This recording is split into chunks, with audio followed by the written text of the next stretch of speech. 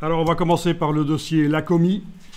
Donc là-dedans, on a le travail en deux versions, PDF et Photoshop. Vous avez les images sources qui sont fournies et elles ont été converties au format Photoshop. C'était sans doute du JPEG au départ ou autre chose. Donc là, c'est sympa, format Photoshop directement. Ah, et les sources sont en JPEG là au-dessus, c'est les mêmes sans doute. Non renommés sans doute. Voilà, c'est ça. Il y a un renommage et lors de la transformation au format Photoshop des images sources. Ce n'est pas très important parce que ce qui nous intéresse le plus ici et ce qu'on va ouvrir maintenant, c'est le fichier PSD dont la taille fait quand même 1 giga 37. Donc c'est une des caractéristiques des travaux de type mixed media qu'on va analyser là tout de suite. C'est qu'au niveau de la précision, il y a du pixel et il y a de la précision parce que le but c'est d'en faire des posters imprimés, affichés au mur lors d'expositions, lors de campagnes de sensibilisation. Donc voilà. Je double-clique dessus, ça s'ouvre dans Photoshop. Donc touche F sur le clavier pour faire passer plein écran. Barre d'espacement sur le clavier pour bouger l'image sur l'écran. La palette des calques, vous allez devoir la faire apparaître. Menu Fenêtre, Calque. Fenêtre Calque. Avec la touche Alt et la roulette, vous pouvez zoomer en avant, en arrière. Puis, uniquement avec la barre d'espacement, vous pouvez encore bouger l'image sur l'écran quand vous avez une seule partie de l'image qui apparaît. Donc, c'est le principe du zoom avant, zoom arrière, Alt et la roulette de la souris, et le panoramique, barre d'espacement. Et vous avez fait apparaître la palette des calques qui, chez vous, doit être un peu différente. Il est probable qu'elle se présente comme ça, en fait. Voilà, là, là. On est d'accord, elle est comme ça, elle est là. Vous cliquez sur là-dessus pour la faire plus grande. Vous prenez le mot calque ici, vous cliquez, vous enfoncez le bouton à souris, vous bougez. Vous faites un cliquer glisser, enfoncez le bouton à souris, bougez. Vous avez une palette flottante comme ça. Palette calque flottante. Donc la palette des calques que vous avez rendue flottante, vous allez prendre sa petite case en bas à droite. Là, quand on survole, on a la double flèche, en fait. Et vous agrandissez. Donc là, vous voyez comment ça a été construit. Les vignettes, on va les faire plus grandes. Vous allez dans le menu de la palette des calques. Donc les trois lignes qui sont là, c'est le menu de la palette. Et vous allez jusqu'à la ligne Options de panneau. Et là, dans les options de panneau, vous allez choisir des vignettes un peu plus grandes ou beaucoup plus grandes, à vous de voir. Et vous allez, par la même occasion, cocher ceci qui va agrandir le contenu de la vignette pour qu'on voit bien ce qu'il y a sur le calque. Limite du calque, on le coche. OK. Et voilà, c'est complètement différent comme aspect de la palette des calques. On a des vignettes plus grandes et même si sur le calque, il y a quelque chose qui est tout petit, je veux dire, dans le travail, il y a quelque chose qui est tout petit, on le voit en grand sur la vignette. Exemple. Voilà donc la taille du poster. Ici, vous avez un élément qui est tout petit, la cible. Et pourtant, je vois ici que dans la palette des calques, sur la vignette, il est bien grand. C'est parce qu'on a choisi limite du calque. Sinon, ce serait tout petit sur la vignette. Ça aurait les mêmes proportions, je veux dire, ce serait juste un petit point rouge là au centre. Voilà. Donc il s'agit bien de ça. En effet, si on enlève l'œil, on voit bien que c'est ça.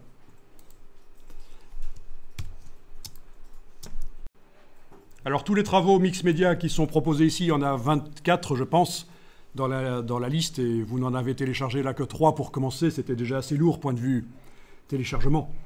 Les 24 traitent de problèmes dans le monde. Donc si vous étiez dépressif avant d'arriver, vous allez sortir encore plus dépressif grâce à tous ces problèmes qui ont été traités. Parce que ce sont des travaux qui ont du sens, des travaux qui ont une utilité. Ce n'est pas juste pour faire joli. Donc, vous voyez tout de suite un peu quel est le sujet ici, mais en fait le sujet n'a pas une importance énorme pour l'analyse que je fais là. Je fais une analyse surtout technique et au niveau composition. Donc une caractéristique du mixed media, c'est qu'on a des éléments qui sont de différentes origines. Il peut y avoir du dessin, il peut y avoir des photos, il peut y avoir de la typographie, typographie dessinée à la main ou vraie typographie, extraits de journaux, effets de vibration comme on a ici, effets graphiques, éléments qui viennent de la 3D ou pas. En fait, oui, griffonnure. Et ça se superpose et ça donne quelque chose de vivant et de dynamique, quelque chose qui a de la gueule, qui en jette. Ça, c'est une des caractéristiques des travaux mixed média qui ont été faits précédemment et que vous allez faire aussi au deuxième quadrimestre, donc. Et alors, on utilise parfois des vieilles photos, mais ici, je pense qu'il doit y avoir des vieilles photos, mais il peut aussi y avoir un effet un filtre qui rend les choses vieilles. C'est des choses qui peuvent arriver aussi. Et alors, ce que je trouve bien dans ce travail, c'est sa signature graphique, c'est le fait qu'il y a beaucoup de noir et blanc, et puis que la seule couleur qui est présente, c'est du rouge. Donc, on s'est restreint dans la gamme. On a une espèce de camailleux de rouge, donc une gamme de rouge, différents types de rouge. Voilà. Et ça donne un côté historique, ça donne une perspective sur la longueur, depuis combien de temps l'asservissement des animaux, dans le cas de ce sujet ici, dure. Et donc ce n'est pas anodin, ces images noir et blanc. Alors ce qui m'intéresse, c'est d'aller voir un peu la palette des calques, mais peut-être que les vignettes, là, vu le nombre de points qu'il y a sur mon écran, je suis à 1536 en largeur, 960 en hauteur chez moi, donc c'est peu. Les vignettes, du coup, dans la palette des calques, elles sont peut-être un peu trop grandes. Donc, dans mon cas, je ne sais pas vous, mais dans mon cas, je vais aller réduire la taille des vignettes quand même. Donc, je retourne dans la palette des calques, juste sur le menu, dans Options de panneau. Et je vais aller passer aux vignettes qui étaient plus grandes que celles qui étaient proposées au départ, mais quand même pas trop grandes. Voilà, celle-là. Comme ça, j'ai une vue un peu plus d'ensemble sur la palette des calques. Je dois évidemment scroller avec la souris pour aller de bas en haut. Bien sûr, les calques qui sont, les éléments qui sont à l'arrière-plan dans le travail, dans le poster, ben c'est les calques d'en bas. Et plus on monte, plus ce sont des choses qui se superposent.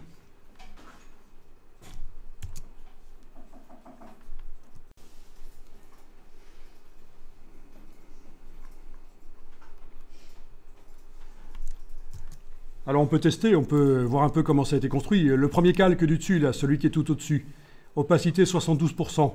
Visiblement, c'est une texture. Ah oui, opacité 72%, donc il y a de la transparence sur ce calque. Et en plus, le mode de fusion, le mode de dessin est produit. Bon, regardons un peu ce qui se passe si à la place de produit, on va mettre normal. Donc là, on voit la vraie texture de feuille de papier, feuille de parchemin, à 72% d'opacité. Parce que normal, ça veut dire recouvrant. 72%, si on va monter ici le curseur à 100%, bien sûr, on ne voit logiquement plus que la feuille.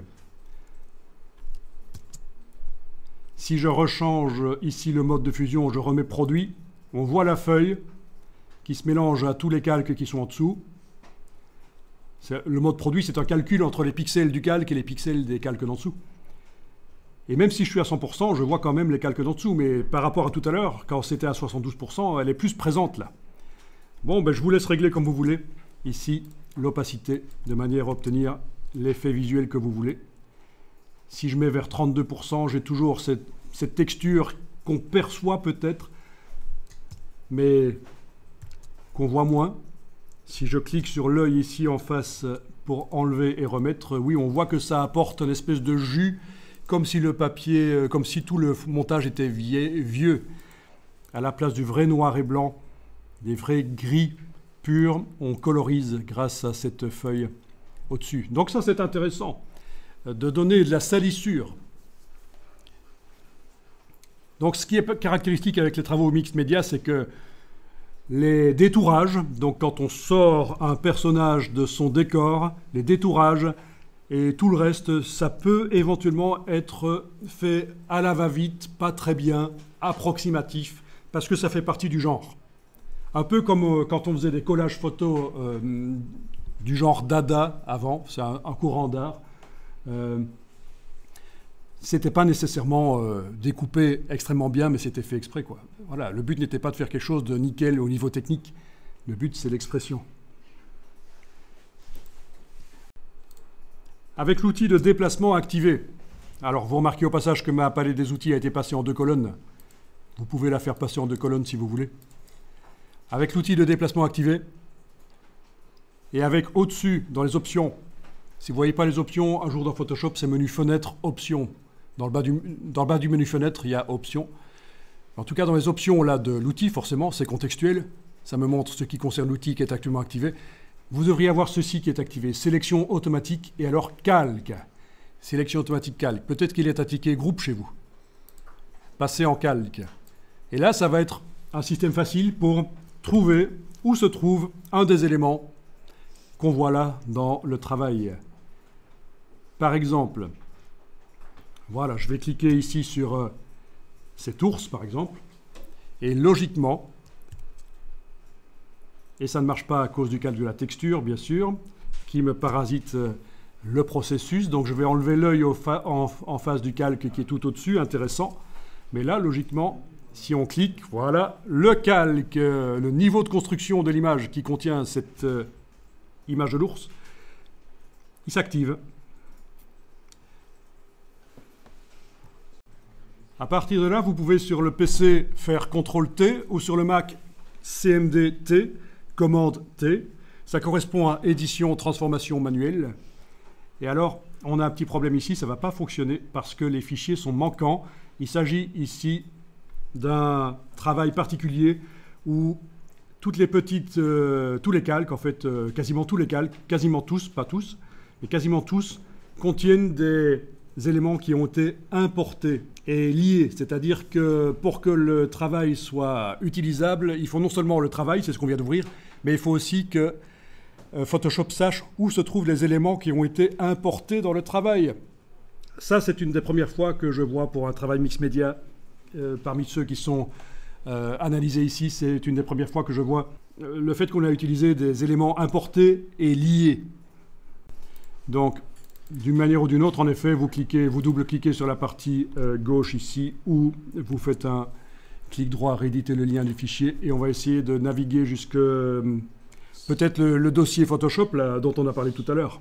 Alors, on recherche une image qui s'appelle menottes.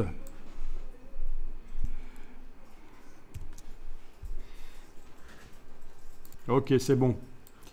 C'est fait.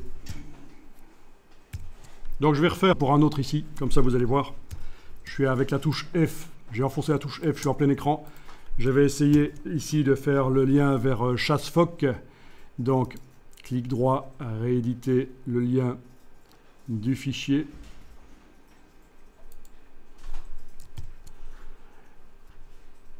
C'était celui-là, voilà. Importer. Voilà, c'est nickel. Donc si vous avez fait l'erreur et que vous vous êtes retrouvé avec uniquement le contenu du calque, là, il faut enfoncer la touche F une fois, 2 fois, et vous avez 2 onglets. Il faut retourner vers l'onglet qui contient tout le travail. Voilà. Donc, l'image de l'ours. J'ai cliqué sur l'image de l'ours. Soit je double-clique là-dessus en effet, soit je fais un clic droit à cet endroit-là et je vais faire rééditer le lien du fichier. Dans tous les cas, il me demande où se trouve l'image.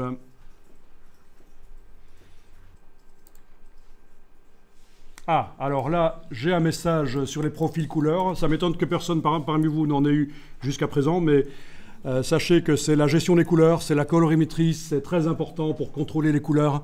Et ça fait un peu référence à ce dont je vous ai parlé tout à l'heure, les différents CMJN et les différents RVB qui existent. Eh bien, c'est exactement ça en fait.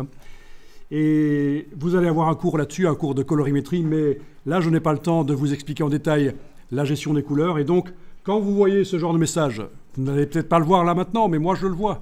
Je viens de le voir. en faisant la mise à jour du calque de l'ours?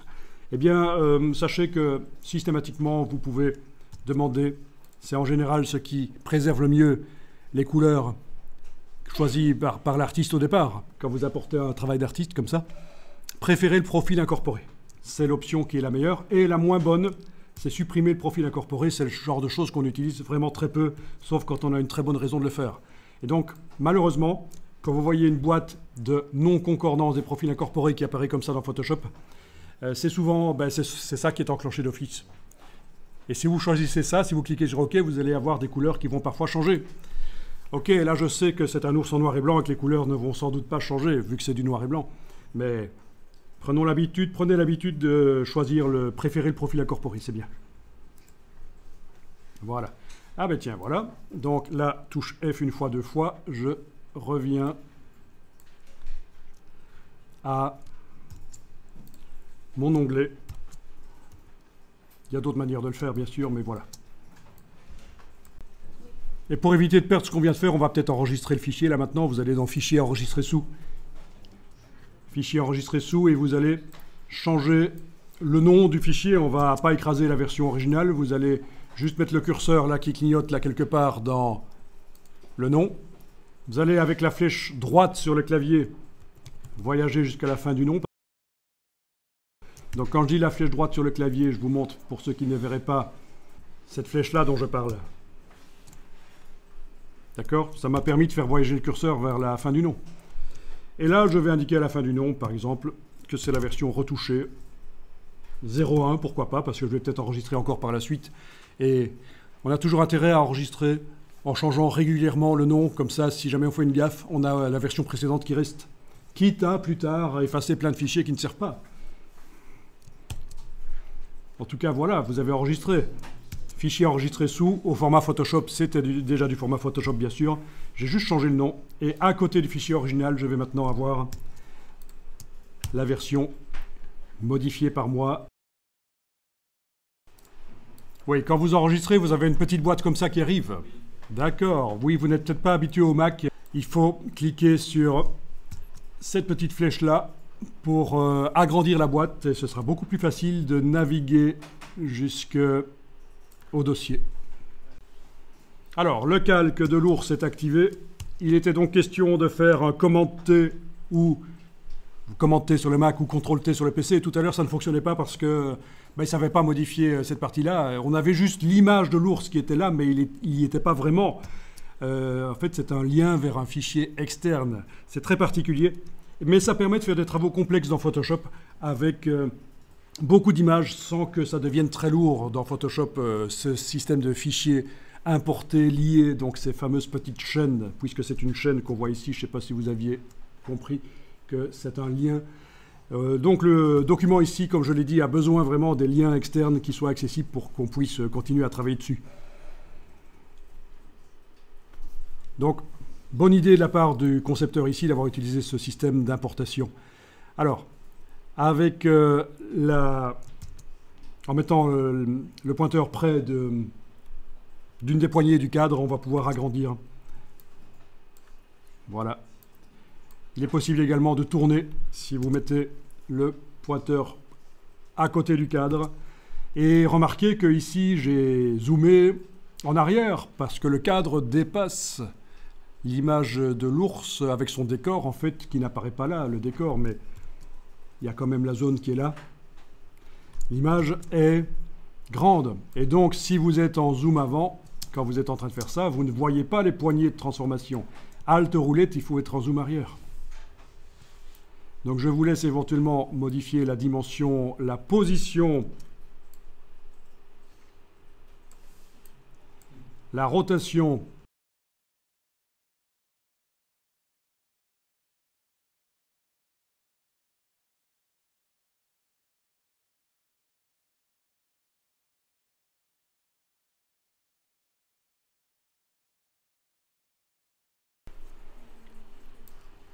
Alors, clairement, ici, la muselière a été mise en rouge.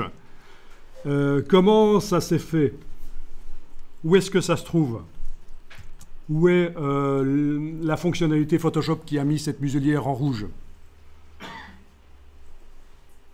Ben,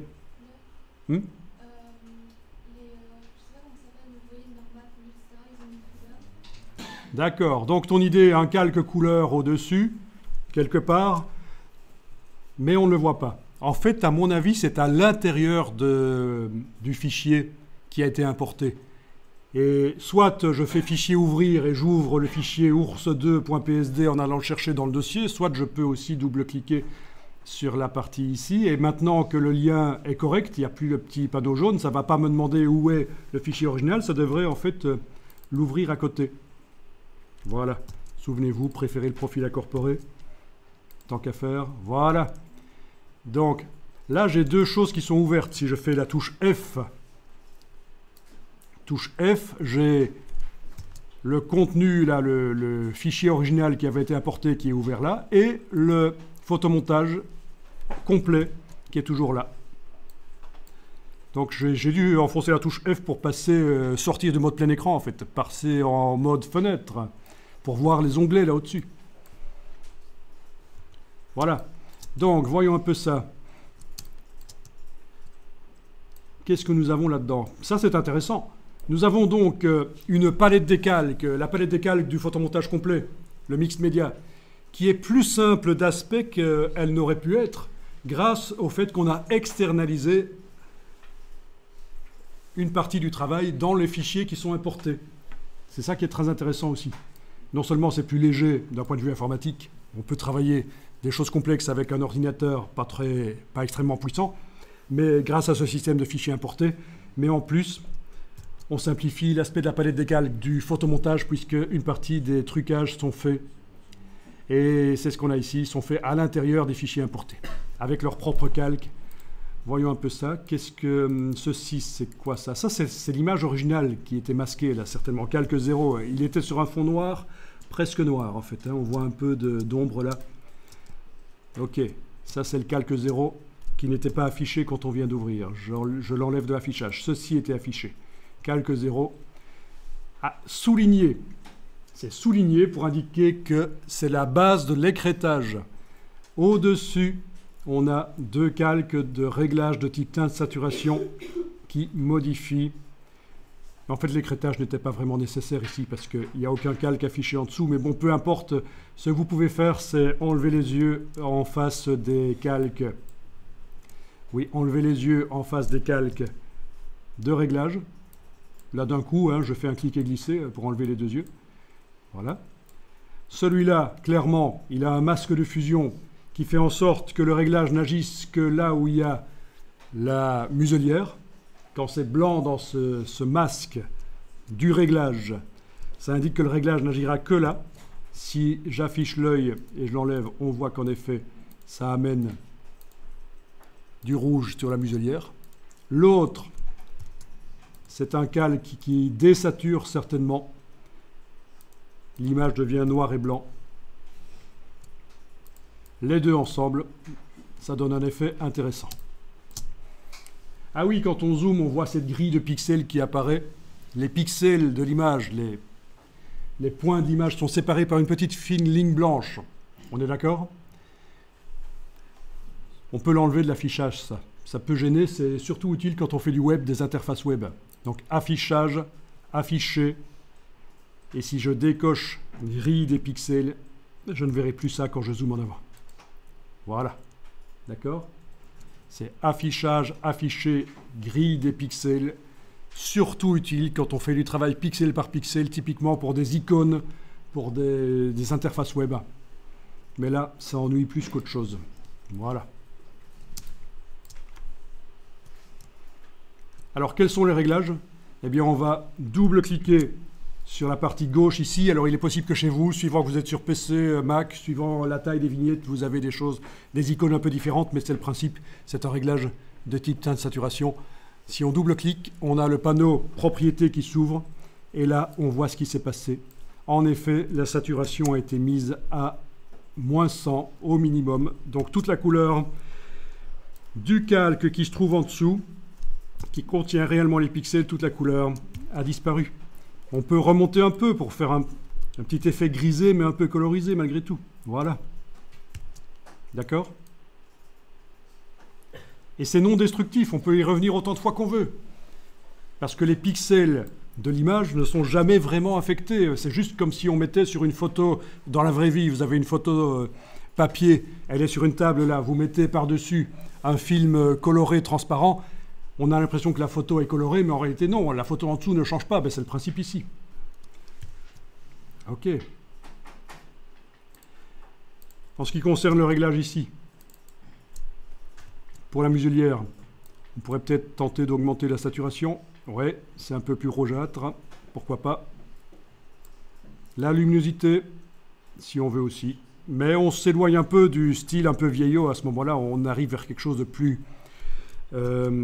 saturé, impossible à faire sur papier. Et donc, tout le photomontage, en fait, était dans le style, dans des couleurs ternes, comme si c'était une impression, un poster. Donc là, je m'éloigne un peu de la chose. On a le curseur au-dessus aussi qui permet de modifier la couleur. C'est une manière de faire, pourquoi pas? Quoi qu'il en soit, comment faire pour réintégrer ça dans le photomontage complet? On va simplement faire fichier enregistré. Fichier enregistré, voilà. Fichier fermé. Voilà. Et dans le fichier d'origine, c'est mis à jour. Donc, pour répondre à ta question, comment est-ce qu'on fait pour le mettre? Eh bien, d'abord, vous allez avoir des ressources. Si vous êtes débutant en Photoshop, je vais vous donner des ressources qui expliquent ça. Hein, vous allez voir comment on fait avec Photoshop. Donc là, je redouble-clique là-dessus. Ça va réouvrir le fichier qui était importé. Et donc, pour mettre les calques de réglage, ça se fait en activant le calque pixel qu'on veut modifier. Et par le bas de la palette des calques, on a ici un menu. Enfin, il y a différentes manières de faire, mais on a notamment ce menu ici. Et le calque de réglage qui a été choisi, c'est teinte de saturation. Voilà. Et pour répondre quand même à la question que tu n'as pas posée, comment est-ce qu'on fait pour faire en sorte que le réglage n'agisse que sur la muselière? Eh bien, il faut remplir de noir le masque de fusion, le masque d'écrêtage, on appelle ça aussi du réglage, et aller dessiner au pinceau en blanc au bon endroit. Là, ce que vous pourriez faire, juste pour voir, c'est le désactiver complètement. On ne va pas effacer les pixels qui sont là, les pixels blancs, les pixels noirs, on va juste le désactiver avec la touche majuscule, la touche Shift. Quand vous cliquez, il est désactivé. Du coup, tout devient rouge. D'accord? Vous pourriez essayer ceci aussi. Prendre le pinceau. Ce pinceau-là. Pas le pinceau à turlute qui se trouve en dessous, mais vraiment le pinceau normal. Vous voyez, est-ce que vous voyez ou pas la dimension du pinceau? Si vous ne la voyez pas, c'est la touche verrouillage majuscule qui est enfoncée sur votre clavier en fait. Hein. En tout cas, si vous voyez la dimension du pinceau, c'est parfait. Alors que vous soyez sur Mac ou sur PC, il faut enfoncer CTRL et ALT sur le clavier et garder enfoncé les deux touches. Allez-y, CTRL ALT. Et avec, si vous êtes sur un PC, c'est le bouton droit de la souris. Si vous êtes sur un Mac, c'est le bouton gauche. Vous enfoncez et vous bougez de gauche à droite, c'est la dimension de la brush. Voilà. D'accord? Donc je répète, c'est les touches CTRL ALT. Qu'on soit sur un Mac ou sur un PC, peu importe, vous enfoncez les touches CTRL ALT. Si vous êtes sur un PC, vous jouez avec le bouton droit de la souris. Si vous êtes sur un Mac, c'est le bouton gauche de la souris. On enfonce le bouton pendant qu'on a les touches CTRL ALT enfoncées au clavier. On bouge de gauche à droite, c'est la dimension de la brush. Et là, je pourrais par exemple, avec du blanc dans la case de premier plan, amener du blanc dans le masque. Donc il faut que je clique déjà ici, éventuellement pour remettre à zéro les cases. Et la case avec laquelle on dessine, c'est celle qui est là devant l'autre. C'est ce qu'on appelle la case de premier plan. Donc c'est parfait, j'ai du blanc. Et si je clique, voilà. Je suis en train d'amener des pixels dans le calque. Voilà, voilà. À vous de voir. Et si je clique sur la double flèche, je dessine en noir, j'enlève des pixels blancs, j'empêche le réglage d'agir à cet endroit-là. Voilà, vous pouvez faire des délires plus ou moins. Oui. Le raccourci pour agrandir et diminuer le pinceau. Voilà. Vous pouvez vous amuser comme ça à modifier pour tester. Fichier enregistré. Je vais passer directement à l'autre image sans fermer celle-là. C'est contrôle tabulation sur le clavier. Et voilà, on voit que ça s'est mis à jour. Contrôle tabulation. Je vais dessiner en noir. Donc j'enfonce la touche X éventuellement pour inverser les cases. C'est la même chose que de cliquer sur la double flèche. Je vais enlever à un certain endroit le réglage, donc en dessinant en noir, dans le masque. Je fais commande S pour enregistrer, je fais contrôle tabulation pour passer. Voilà, on voit que ça modifie.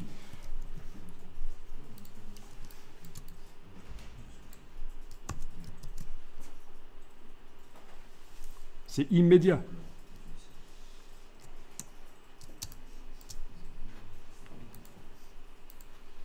Bon, quand vous avez fait ça, je vous invite à enregistrer.